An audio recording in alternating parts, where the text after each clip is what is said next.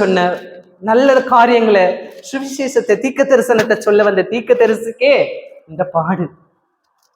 நம்ம கத்திற்கென்று உண்மையா நடக்கும்போது நம்மளுக்கு பாடுகள் வரும்தான். யோபு உண்மையா இருந்தாரு, ஆண்டவருக்கு பயந்து நடந்த மனிதன்.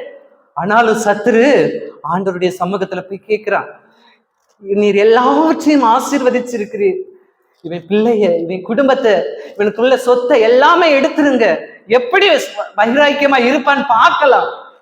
போராடுகிறான் சத்துரு. நீங்க ஒரு பொழுதும் கத்தருக்கு பயந்து நடக்கிறதுல இருந்து பின்வாங்கி போயிடவே கூடாது. கத்தர் உங்களை பயன்படுத்துவார். ஒரு நேரத்துல ரெட்டிப்பான நன்மையை காண செய்வார். யோபுடைய வாழ்க்கையில நடந்தது போல மனுஷன் கையிலிருந்து உங்களை மீட்டெடுத்து, உங்க குடும்பத்தை மீட்டெடுத்து, உங்க வியாதியை மீட்டெடுத்து கத்தர் நன்மையா ரெட்டிப்பான நன்மையை கத்தர் காண செய்வார். அல்லேலூயா. கத்தர் நல்லவர் இல்லைங்களா? ஆமென். அந்த எரேமியா வாழ்க்கையிலையும் அந்த எபேத் மேலுக்கு செய்த நன்மை, தீர்க்கதரிசி அமிழ்ந்து போய்கொண்டே இருக்கிறாரே, அந்த சேரு அவர் எவ்வளவு இறக்கி இருக்கும், எவ்வளவு வேதனைப்படுவார், அந்த விரல்கள், கை விரல் நரம்பு எல்லாமே எவ்வளவு கஷ்டப்படுவாருன்னு சொல்லி அவனுக்கு ஒரு பயம் வருது. கேள்விதான் படுறான், நேர பார்க்கல, அந்த எபேத் மேல பார்க்கல, கண்ணால பார்க்கல. போய் ராஜா கிட்ட போய் பேசுறாரு, போய் தைரியமா பேசுறாரு. தீர்க்கதரிசி சாகுற நிலைமைக்கு போறாரு. இந்த மனுஷங்க எல்லாம் இப்படி பண்றாங்க, நீங்க தயவு செய்து அவரை காப்பாற்றணும்னு சொன்ன உடனே, நீ 30 மனுஷங்களை கூட்டிட்டு போய் நீ செய்யன்னு சொன்ன உடனே 30 மனுஷங்களை கூட்டிட்டு போய் பழைய கிழிந்த புடவைகள் எல்லாம் எடுத்துக்கிட்டு போறாரு. அதுல இருந்து மீட்டு எடுக்கணும்னு. எதுக்காகன்னா, அவருக்கு 2 கையும் எல்லாமே அந்த சேருக்குள்ள போயிருக்கும். அதுல இருந்து வெளியில எடுக்கும்போது, தண்ணிக்குள்ள இருந்து வெளியில மனுஷங்களை தூக்கணும்னா வெயிட் இருக்காது, ஈஸியா வந்துருவாங்க. ஆனா அந்த சேருக்குள்ள இருந்து எடுக்கும்போது மனுஷங்களுக்கு வலிக்கும், வேதனையா இருக்கும். அதனால அந்த வேதனை தெரியக்கூடாது. தீர்க்கதரிசி ஆண்டவருடைய பிள்ளைக்கு வேதனை இருக்கக்கூடாதுன்னு சொல்லி 2 கை இடுக்குகளையும் இந்த சேலைகளை நீங்க வச்சுக்கோங்க, எந்த வேதனை இல்லாம அவரை தூக்குறாங்க. அவர் தூக்கும் போது வெளியில எடுத்து ஜீவனோடு கொண்டுட்டு வந்து விட்டுறாரு. ஆனா அந்த மனுஷனுக்கு ஒரு ஆபத்து வருது, அந்த எபேத் மேலுக்கு ஒரு ஆபத்து வருது. எரேமியா தீர்க்கதரிசி சொன்னபடி எல்லாமே தீர்க்க தரிசனம் நடக்குது. எரேமியா 39ஆம் அதிகாரம் 1வது வசனத்தை வாசிங்கம்மா. யூதாவின் ராஜாவாகிய சிதேக்கியா அரசாண்ட 9ஆம் வருஷம் 10ஆம் மாதத்திலே பாபிலோன் ராஜாவாகிய நேபாத் நேச்சாரும் அவனுடைய எல்லா இராணுவமும் எருசலேமுக்கு விரோதமாக இருந்து அதை முற்றுகை போட்டார்கள். முற்றுகை போட்டு சிதேக்கியாவை, அவங்க பிள்ளைங்க எல்லாரையுமே அந்த அதிகாரத்துல நீங்க வாசிச்சு பார்த்தீங்கன்னா கொன்னுடுவாங்க, எல்லாருமே கொன்னுடுவாங்க. ஆனா இந்த எபேத் மேலக்கு மாத்திரம், இந்த எபேத் மேலக்கு பயப்படுவான், நம்மளையும் கொன்னுடுவாங்களோ. ராஜாவே போயிட்டாருன்னா பிரதானி எம்மாத்திரம், பிரதானிக்கு அந்த பயத்தோடு இருப்பாரு, ரொம்ப பயந்து கொண்டு இருப்பாரு. கத்தர் அவங்க தீர்க்கதரிசியை கொண்டு பேசுவார். 15ஆம் வசனம் வாசிங்கம்மா. அதே அதிகாரத்துல எரேமியா 39ஆம் அதிகாரம் 15ஆம் வசனம். இதுவும் அல்லாமல் அடைக்கப்பட்டிருக்கையில் உண்டான வசனம், நீ போய் எத்தியோப்பியன் ஆகிய எபேத் மேலேக்கு சொல்ல வேண்டியது, உங்களுக்கு சொல்ல வேண்டியது என்னவென்றால், என்னுடைய வார்த்தைகளை தீமையாக வரப்பண்ணுவேன், நிறைவேறும் என்று சேனைகளின் கத்தர் சொல்லுகிறாருங்க. கத்தர் உங்களுக்கு கொடுக்கிறார், வாக்கு கொடுக்கிறார். நீங்க எத்தனையோ நேரத்துல ஊழியக்காரர்களுக்கு கத்தரை கணம் பண்ணி கத்தருக்கு பயந்து நடக்கிறத கத்தர் நினைவு கூறுகிறார். மனுஷன் கையில உன்னை ஒப்பு கொடுக்கறது இல்லம்மா, மனுஷன் கையில ஒப்பு கொடுக்கறது இல்ல, நீ பயப்படாத. நீ ஒரு நேரத்துல நீ எனக்கு உண்மையா இருந்த, ஆனா ஞானம் இல்லாம நீ செயல்பட்ட காரியத்தினால உன் குடும்பம் அந்த நிலைமைக்கு ஆனது. ஆனாலும் கத்தர் அதை மீண்டும் எடுத்து நிறுத்த கத்தர் வல்லமை உள்ளவராயிருக்கிறார். உன் பிள்ளையை உயர்த்துவேன், உன் பிள்ளைகளுடைய எதிர்காலத்தை, உன் பிள்ளையுடைய எதிர்காலத்தை குறித்திருக்கிற பயத்தை எடுத்து போடு, மனுஷன் கையிலிருந்து நான் நீக்கி போடுவேன் என்று சொல்லி கத்தர் உங்களோடு பேசுகிறார். அந்த பயப்பட காரியத்தை நீங்க எடுத்து போடுங்க. அநேக நேரம் நம்ம வேலை செய்கிற நேரத்துல பயம் பயம். இந்த வேலை எல்லாருக்குமே நல்ல வேலை செய்ய தெரியும், ஆனா என்னால் அந்த வேலை செய்ய முடியாதுன்னு சொல்லி ஒரு எஜமானனை கண்ட உடனே ஒரு பயம் ஏற்படும். ஒரு மேல் அதிகாரிகளை பார்த்த உடனே பயம் ஏற்படும். நல்லா செய்வாங்க, தனிமையா இருக்கும் போது அந்த வேலையை நல்லா செஞ்சிருப்பாங்க.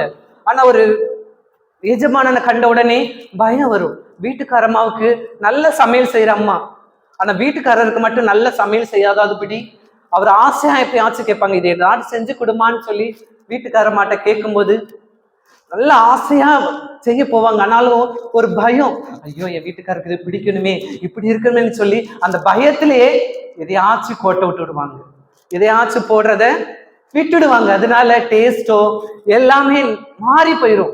என்ன எல்லாரும் உன் பிள்ளைங்க நல்லா சமையல் செய்வான்னு சொல்றாங்க, சொந்தக்காரங்க உங்க அம்மா நல்ல சமையல் செய்வா தானே உன்னை கட்டிட்டு வந்தேன், ஒண்ணுமே தெரிய மாட்டேங்கிற, இப்படி செஞ்சு வச்சிருக்கிறியே அப்படின்னு சொல்லி அந்த பயம், ஒரு சின்ன பயம் நடுக்கும்.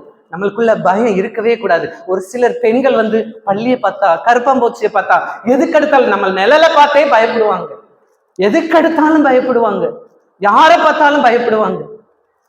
முன்னாடி நிக்கிறது நம்மளுடைய நிழல்னே தெரியாம பயந்து அஞ்சுவாங்க. பயப்படவே கூடாது. கர்த்தருடைய பிள்ளைங்க என்னைக்கும் பயப்படக்கூடாது.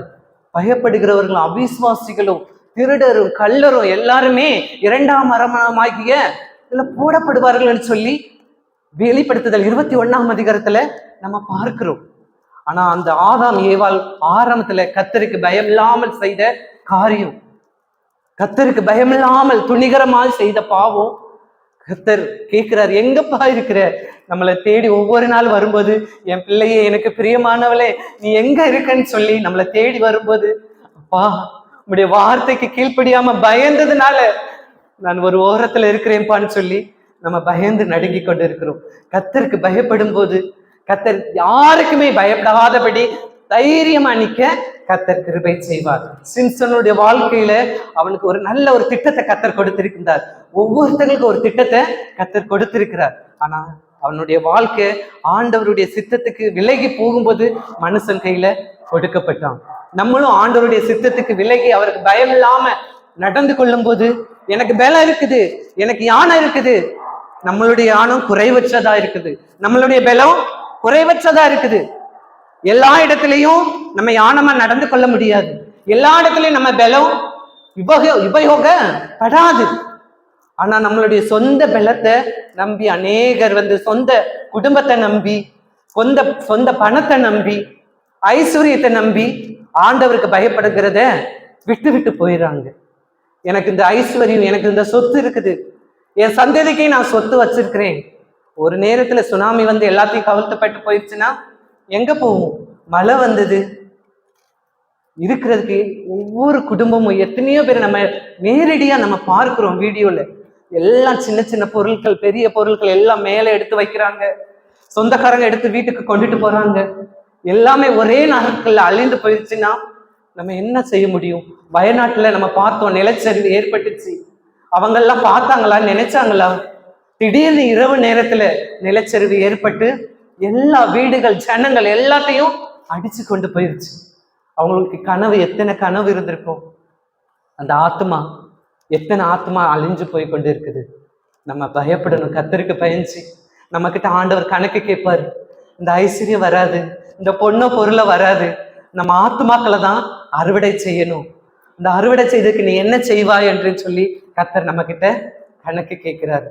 இல்லப்பா எனக்கு ஒண்ணுமே தெரியாது, நீர் கடினமுள்ள மனுஷன், எனக்கு பேச தெரியாது, மற்றவங்க கிட்ட பேச போனா என்னை காயப்படுத்தி பேசிடுறாங்க, நீ சரியா இருக்கிறியான்னு சொல்லி என்னை காயப்படுத்துறாங்க, அதனால நான் உம்முடைய தாளந்த புதைச்சு வச்சிருக்கிறேன், இந்தாங்க உம்முடைய தாளந்தன்னு சொன்னா ஆண்டவர் ஏற்றுக்கொள்வாரா?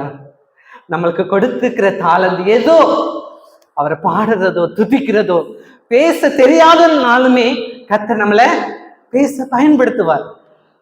இந்த தெள்ளு பூச்சிக்கு கர்த்தர் இவ்வளவு பெரிய கிருபையை செய்திருக்கிறார். உங்கள் முன்னாடி, உங்கள் மூலமா நீங்க பார்த்து கொண்டிருக்கிறீங்க.